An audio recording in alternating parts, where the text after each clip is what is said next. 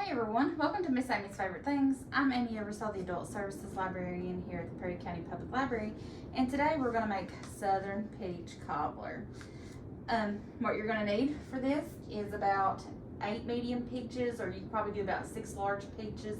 When you're getting peaches and you have them, this is something Miss Amy just learned. Always keep an eye on how ripe your peaches is getting, because I just about lost my peaches by not paying. They just sat over the weekend, and by like Tuesday they're just about almost too ripe. Not quite, but they're on that border, so be aware when you're buying peaches.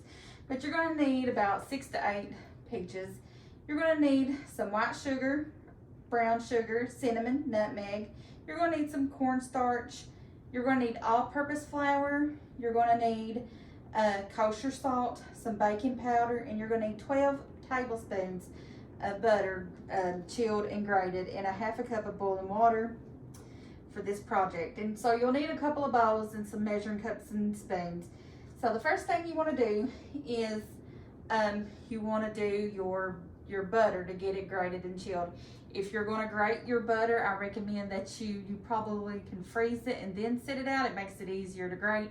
If not, you're going to have to chop it up fine, by hand.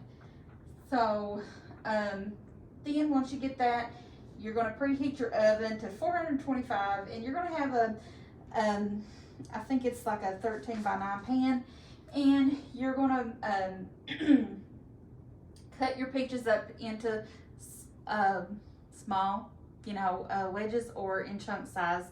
You do not have to remove the skin for this recipe.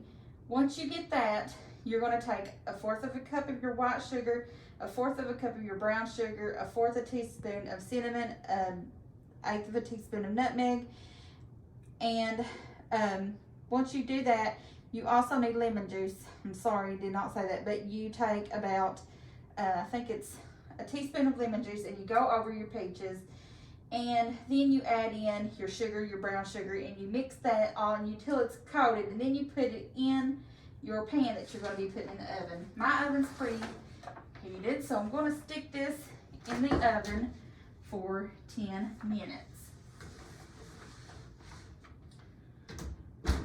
Okay, so while that's going, I have in my bowl here, this is for the crust topping. I'm going to have 2 cups of my flour, a half a cup of white sugar, a half a cup of brown sugar, 2 teaspoons of baking powder, a teaspoon of kosher salt.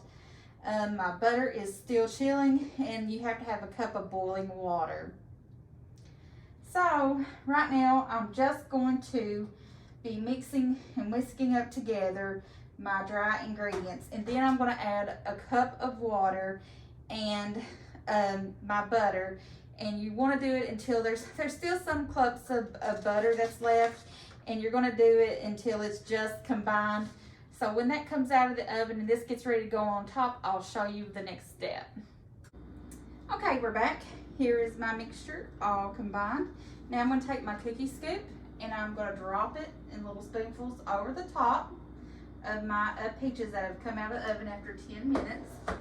Now, once I get it covered, you take 1/3 of a cup of white sugar and 2 teaspoons of cinnamon, and you kind of stir that together. And once we get this covered with this, we're going to sprinkle that over top of that.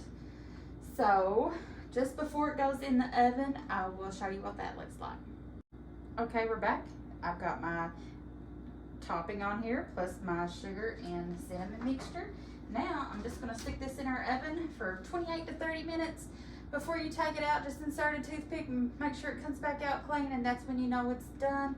And we'll be back to show you the final project. Okay, here we are, and here is my final finished product. Smells good. Can't wait to try it. I hope you've enjoyed this tutorial today. Until next time, stay safe.